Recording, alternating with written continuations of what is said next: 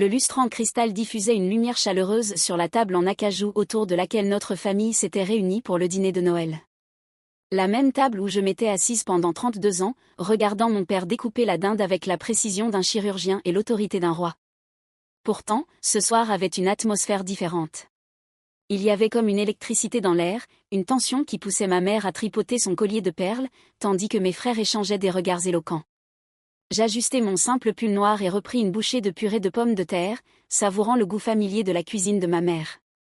Mon téléphone vibra discrètement dans mon sac, mais je l'ignorais. Quoique Forbes ait besoin, cela pouvait bien attendre après le dîner. Sarah, commença mon père en posant son couteau à découper avec un geste cérémonieux. Il y a quelque chose d'important dont nous devons discuter en famille. Mes deux frères, Michael et David, se redressèrent sur leurs chaises. L'épouse de Michael, Jennifer, paraissait impatiente, tandis que Patricia, la femme de David, esquissa à peine un sourire moqueur. Leurs enfants, mes neveux Jake et Tommy, tous deux étudiants à l'université, levèrent les yeux de leur téléphone avec un intérêt poli. « Bien sûr, papa » dis-je doucement en attrapant mon verre d'eau. « Que as-tu en tête ?» Mon père s'éclaircit la gorge, comme il le faisait toujours avant de faire ce qu'il considérait être des annonces capitales. « J'ai travaillé avec le notaire, finalisant mon testament. Ta mère et moi avons pris certaines décisions concernant l'héritage. » La pièce devint silencieuse, à l'exception du doux crépitement de la cheminée du salon attenant. Je continuai à manger, bien que je sentisse les regards braqués sur moi. L'entreprise, les biens immobiliers, les investissements, tout sera partagé entre Michael et David, déclara mon père, d'une voix qui résonnait comme celle d'un juge prononçant une sentence. Ils ont prouvé qu'ils étaient capables d'assumer une telle responsabilité. Je hochai lentement la tête, découpant un autre morceau de dinde. Je comprends. Ma mère se pencha en avant, adoptant ce ton particulier qu'elle croyait réconfortant. Sarah, chérie, ce n'est pas qu'on ne t'aime pas. C'est juste que tu as toujours été différente. Ton petit travail d'ordinateur, ton appartement minuscule au centre-ville, tu n'as jamais montré d'intérêt pour les affaires sérieuses. Michael ajusta sa cravate de marque et prit la parole. C'est vrai, Sarah. L'entreprise de construction a besoin de quelqu'un qui comprenne les contrats, les négociations, le développement immobilier. Jennifer et moi travaillons aux côtés de papa depuis des années. Et la chaîne de restaurants exige une gestion quotidienne, ajouta David en posant son bras autour de Patricia. Quelqu'un qui sache gérer les fournisseurs, le personnel, les multiples établissements. Ce n'est pas vraiment ton domaine. Je bus une gorgée de vin, un Bordeaux de 1998 qui coûtait plus cher que le loyer mensuel de la plupart des gens, bien que ma famille n'ait aucune idée que c'était moi qui l'avais discrètement ajouté à leur cave le mois dernier. Vous avez parfaitement raison, répondis-je calmement. Je ne saurais pas par où commencer pour diriger plusieurs entreprises. Le visage de mon père s'adoucit, soulagé de ce qu'il prenait pour mon acceptation. Je suis content que tu comprennes, ma chérie. Cela ne veut pas dire que nous ne t'estimons pas. Il y aura un petit fonds en fiducie de quoi t'assurer une certaine sécurité. Peut-être 50 000 $. Jennifer rayonnait de satisfaction. C'est vraiment mieux ainsi, Sarah. Michael et moi préparons des projets d'expansion, de nouveaux sites. Nous mettrons l'héritage à profit. Nous pensons acheter ce nouveau développement au centre-ville. Celui avec les condos de luxe donnant sur le port, ajouta Patricia.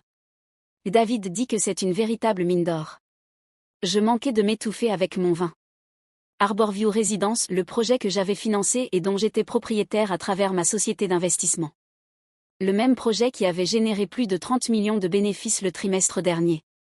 Cela semble être un merveilleux investissement, réussis-je à dire d'une voix posée. Mon neveu Jake leva les yeux de son téléphone, l'air perplexe. Attendez, ce n'est pas le bâtiment ou la société de tante Sarah. Sarah n'a pas de société, mon chéri, l'interrompit rapidement Michael. Elle travaille pour l'entreprise informatique de quelqu'un d'autre. Je souris à Jake. C'est exact. Je fais juste du codage pour d'autres. Mon téléphone vibra à nouveau, plus insistant cette fois.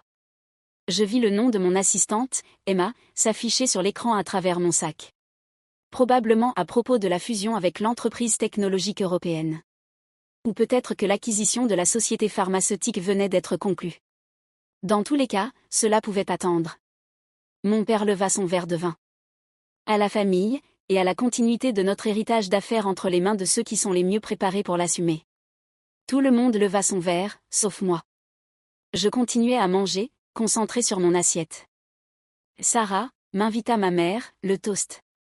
Oh, pardon. Je levai mon verre à moitié. À la famille. En buvant, David se renversa sur sa chaise avec satisfaction.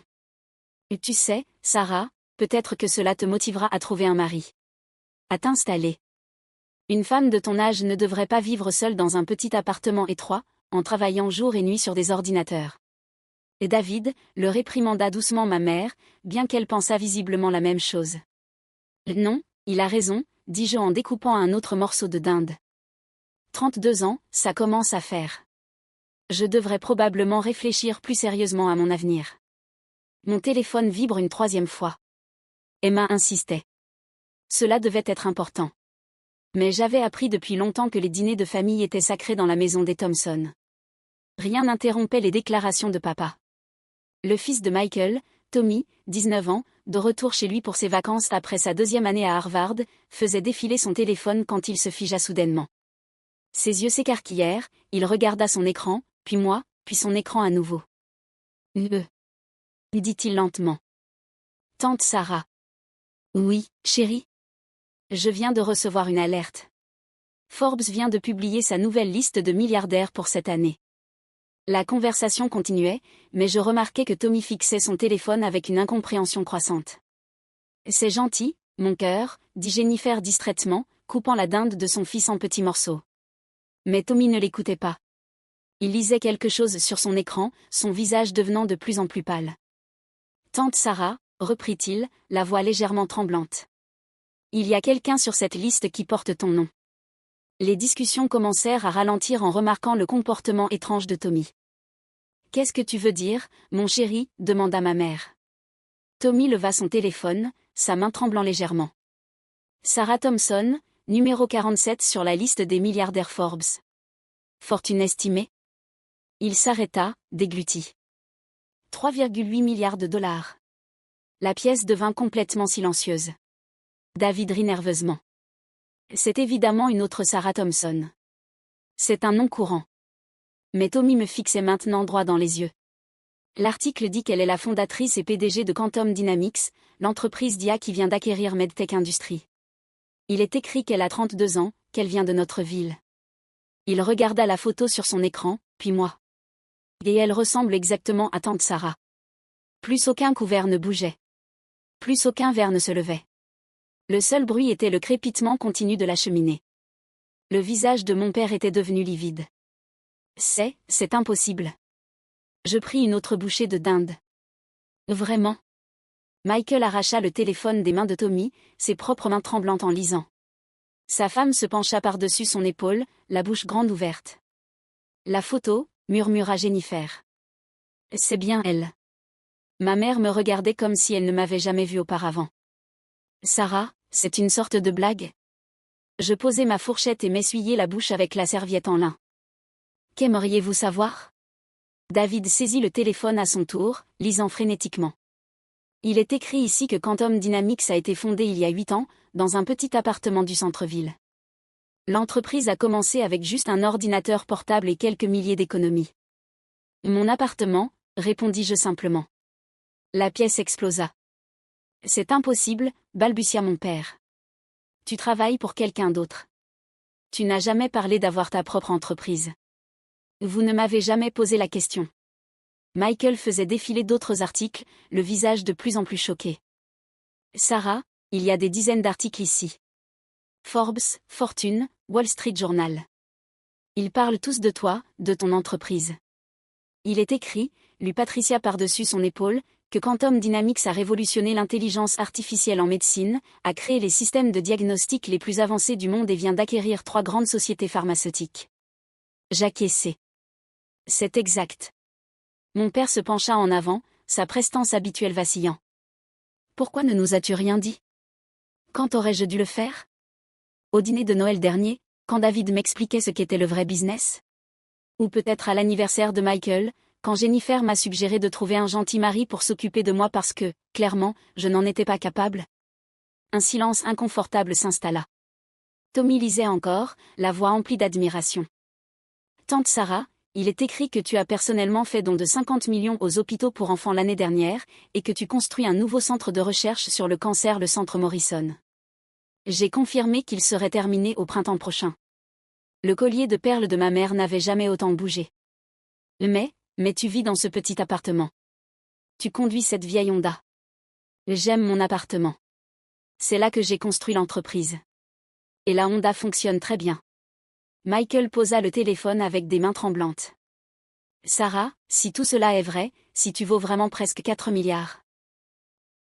Et alors, demandai-je doucement. La question resta suspendue dans l'air, comme de la fumée. Mon père, qui avait passé l'heure précédente à expliquer pourquoi je n'étais pas digne d'hériter de sa société de construction moyenne et de sa petite chaîne de restaurants familiaux, fixait désormais quelqu'un dont la fortune personnelle dépassait son empire d'un facteur d'environ 1000. David s'éclaircit la gorge. Enfin, nous n'avions aucun moyen de savoir. Vraiment, demandai-je. Vous ne vous êtes jamais demandé comment je pouvais vivre seul au centre-ville sans colocataire, avec ce que vous pensiez être un salaire de secrétaire? Vous ne vous êtes jamais interrogé sur le fait que je n'avais jamais l'air stressé par l'argent? Que je ne demandais jamais d'aide à la famille? Le visage de Jennifer était cramoisi. Tu nous as laissé croire que tu avais du mal à t'en sortir. Je n'ai jamais dit ça. Vous avez supposé que j'étais en difficulté parce que je ne conduisais pas de voiture de luxe et que je ne portais pas de vêtements de créateur au dîner de famille. Mon père lisait à présent quelque chose sur son propre téléphone.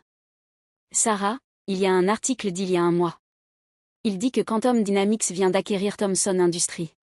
Un nouveau silence de mort tomba sur la pièce. Thomson Industries, murmura ma mère. Je bus une gorgée de vin. Un petit groupe de construction et de restaurants. J'ai trouvé que le nom convenait bien. Le visage de Michael devint livide. Tu as racheté les entreprises de papa? Techniquement, c'est ma société d'investissement qui les a achetées. Vous aviez des problèmes de trésorerie. Vous aviez besoin de capital pour vous développer. Je l'ai fourni. La voix de mon père n'était plus qu'un murmure. Tu es notre partenaire silencieux depuis 6 mois? Investisseur silencieux, corrigeai-je. Je préfère rester en arrière-plan. David faisait défiler encore d'autres articles frénétiquement. Sarah, il y a ici des photos de toi à des galas de charité, des sommets économiques, rencontrant des dirigeants mondiaux. Comment avons-nous pu ne rien voir de tout ça? J'utilise mon deuxième prénom professionnellement. Sarah Elizabeth Thomson. Et je ne participe pas vraiment aux événements mondains locaux. Patricia avait l'air perdue. Mais pourquoi n'as-tu jamais rien dit? Pourquoi nous laisser croire? Croire quoi? Que j'étais un échec? Que j'avais besoin de vos conseils et de votre soutien? Que j'étais la déception de la famille? Les mots tombèrent comme des coups physiques autour de la table. Mon neveu Jake, qui lisait en silence d'autres articles, leva enfin les yeux avec une sorte de révérence. Tante Sarah, cet article dit que tu es l'une des plus jeunes milliardaires autodidactes de l'histoire, et que tu as construit ton entreprise tout en travaillant à temps plein pour financer tes études.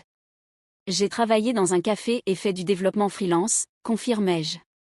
Ma mère pleurait désormais, sans que je sache si c'était de choc, de honte ou d'autre chose encore. Sarah, ma chérie, nous n'avions aucune idée. Je sais. Mon père posa son téléphone avec des mains tremblantes. La discussion sur l'héritage était parfaitement raisonnable, conclus-je. Vous partagez vos biens entre les enfants que vous pensez les plus aptes à les gérer. C'est logique. Michael avait l'air d'avoir la nausée. Mais nous venons juste de te dire que tu n'aurais rien. Nous venons juste de t'expliquer pourquoi tu ne mérites pas. Vous avez expliqué vos raisons, et j'ai été d'accord.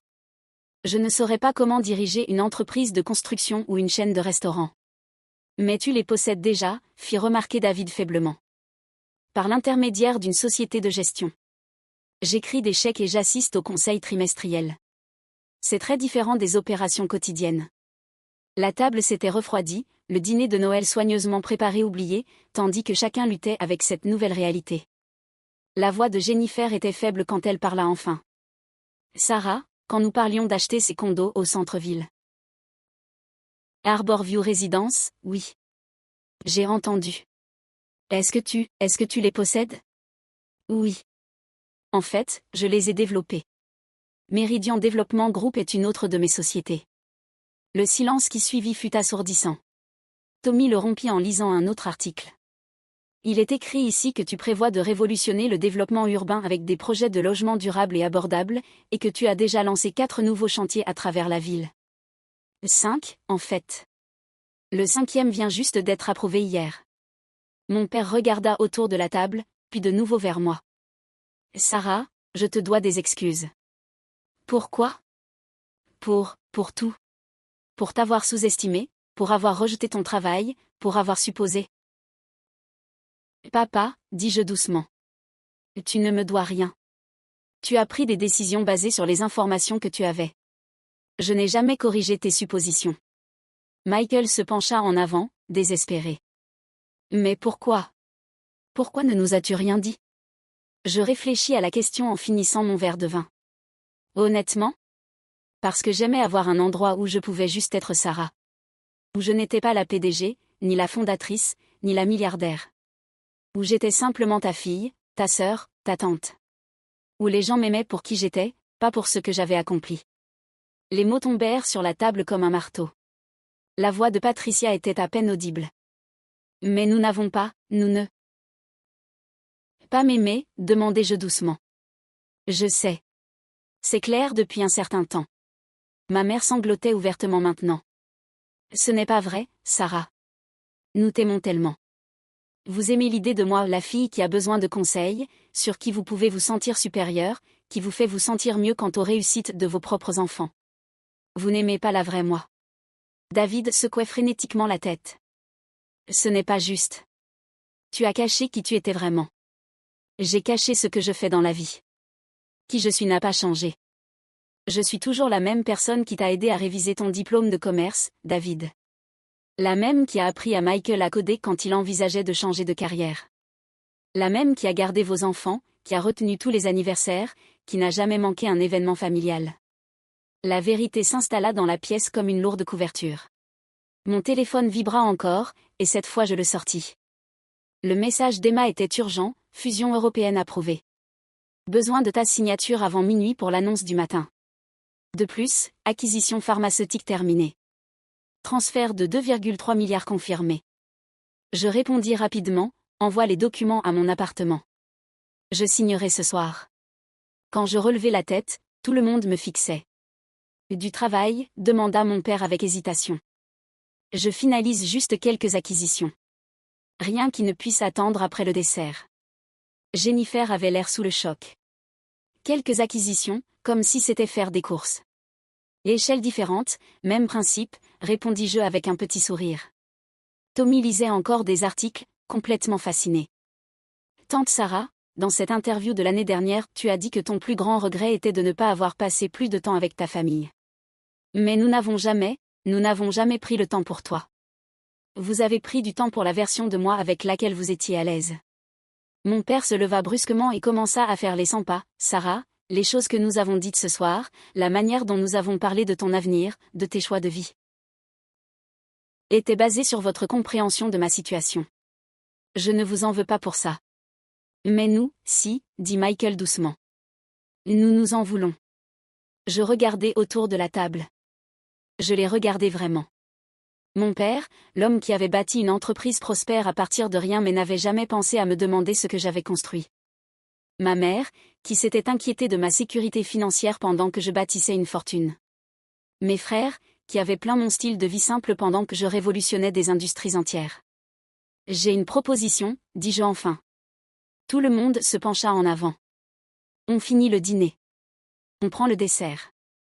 On échange les cadeaux comme toujours. Et ensuite, on recommence à zéro. Recommencer, demanda ma mère. Vous apprenez qui je suis vraiment, et j'apprends qui vous êtes vraiment quand vous n'essayez pas de vous occuper de votre pauvre fille soi-disant en difficulté. Mon père se rassit lourdement. Sarah, je ne sais pas comment pouvons-nous seulement commencer à arranger les choses? Vous n'avez rien à arranger. Vous devez décider si vous voulez une relation avec moi, la vraie moi, ou si vous préfériez la version que vous pensiez connaître. La pièce resta silencieuse un long moment. Finalement, Jake parla. Tante Sarah? Oui. Est-ce que je peux te poser des questions sur l'IA? Je me spécialise en informatique, et les systèmes de diagnostic que tu as développés, ils sont, genre, révolutionnaires. Je souris. Le premier vrai sourire de toute la soirée. J'adorerais en parler avec toi.